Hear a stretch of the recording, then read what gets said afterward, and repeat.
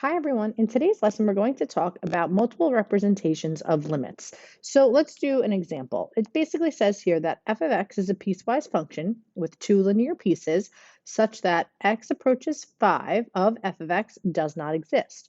So they're giving you this condition. This is your given information. And they want to know which of the following could represent the function f of x. Justify and explain your answer. So there's a couple of things there. Justify means to show work, and explain means to use words. So not only do we have to explain using words, but we have to justify our work showing math. So I want to look for which one of these, A, B, or C, has a limit as x approaches 5 of f of x. So let's take a look at the piecewise function first. So we're going to use this piece when x is less than 5.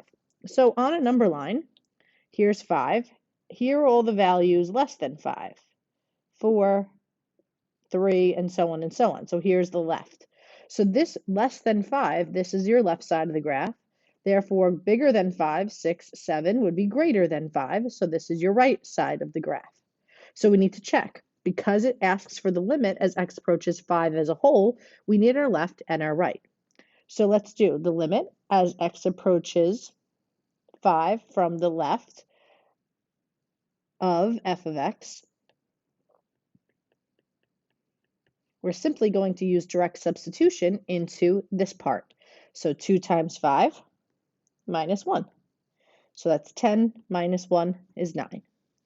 And now again, limit as x approaches 5 from the right this time of f of x. We're going to use direct substitution into the right side, which is the 14 minus x. So 14 minus 5 is 9. So in this case, the limit from the left and the limit from the right both equal 9. So it's safe to say that the limit as x approaches 5 in both directions is 9. So this shows us that it cannot be A, because they're telling us f of x, the limit does not exist.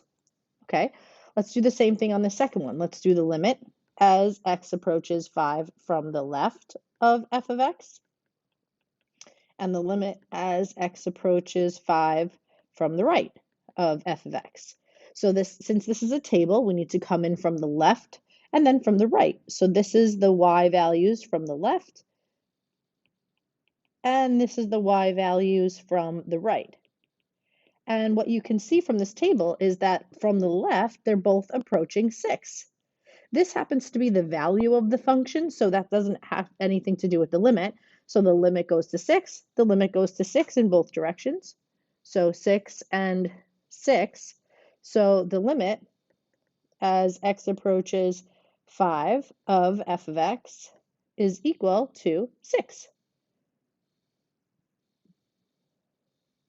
And last but not least, we have a graph. So the limit as x approaches 5 from the left, and limit as x approaches 5 from the right.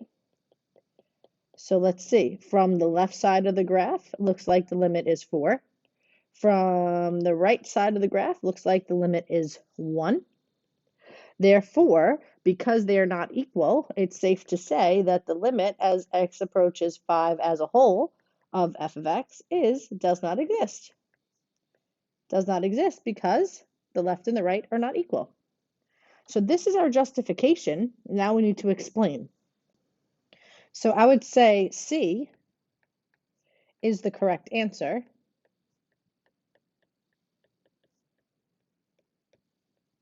because it's the only solution where the limit as x approaches 5 of f of x is D and E.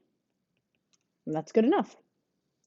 Okay, so now let's take a look at limits of absolute value functions. So these three examples are examples where direct substitution is all you need. So let's take a look at example number 1. The limit as x approaches 3 of this function. Well, we would use direct substitution first, plug in 3. So 3 minus 3 is 0. The absolute value of 0 is 0. Okay, so second example, you just need to change this to be a 3 and that to be a 2, and then they're going to work nicely. So take 2 minutes and try examples 2 and 3 here, and then hit resume when you're ready for the answers. Okay, so the first one here is direct substitution. 3 minus 5 over 3 minus 5. So the absolute value of -2 over -2. So the absolute value of -2 is 2. 2 divided by -2 is -1. Now, it doesn't matter that this says from the right or from the left. You plug in the whole and it works out nicely. You plug in as x approaches 3 and you get a value, so it must be the same. Now let's do the same thing for as x approaches 2 here. So 2 from the left, again, it's okay. Still plug in. 2 minus 4 over 2 minus 4. So again, absolute value is -2 over -2. Absolute value of -2 is 2. 2 over -2, same thing, -1. So here are just 3 simple examples of how direct substitution is all you need. So now let's take a look at limits of absolute value functions when you get 0 over 0. So example 1 says, evaluate this limit as x approaches 0. So we try direct substitution, right? We do the absolute value of 0 over 0. Clearly, we get 0 over 0, maybe making an arrow so it doesn't show equivalent. Fine. So there's 2 ways that we can go about evaluating this. So the first method is to check a value from the left and the right. Why we need to do this is because it says the limit as x approaches 0 as a whole. So we need from the left and the right, and then we can make a conclusion about the whole. So I'm just going to draw myself a quick number line. So here's 0, here's the left of 0, here's the right of 0. So a number super duper close to 0 from the right would be 0.01. And a number really, really close from the left would be -0.01. So let's use those values to substitute. So here from the left side, we're going to use -0.01. And then from the right side, we're going to use 0.01.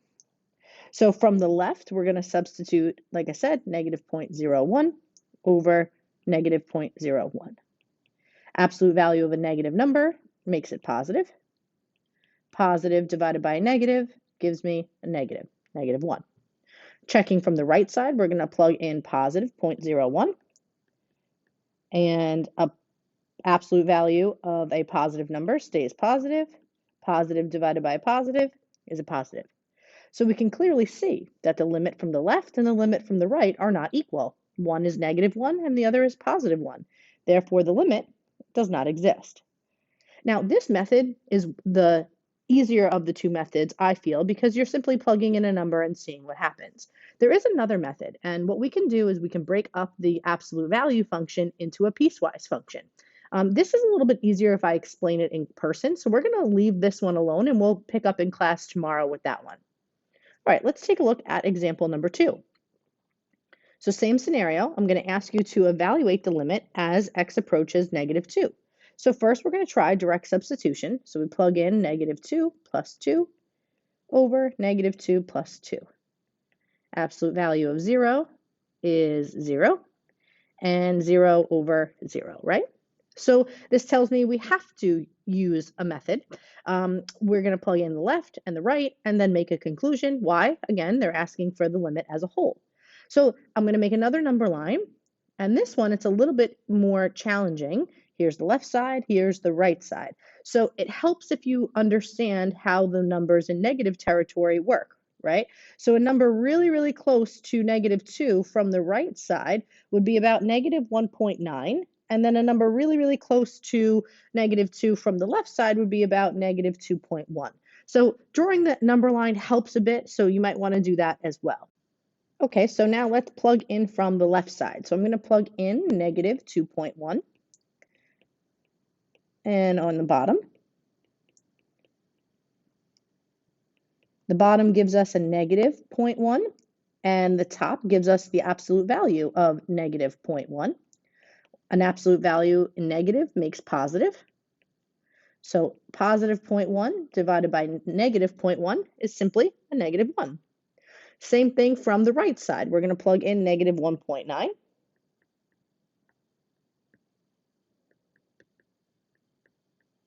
And we get on the bottom, we get positive 0.1. And on the top, we get positive 0.1 in the absolute value, which remains positive. So a positive divided by a positive is a positive. So obviously it's clear the limit from the left and the limit from the right are not equal. Therefore, the limit does not exist.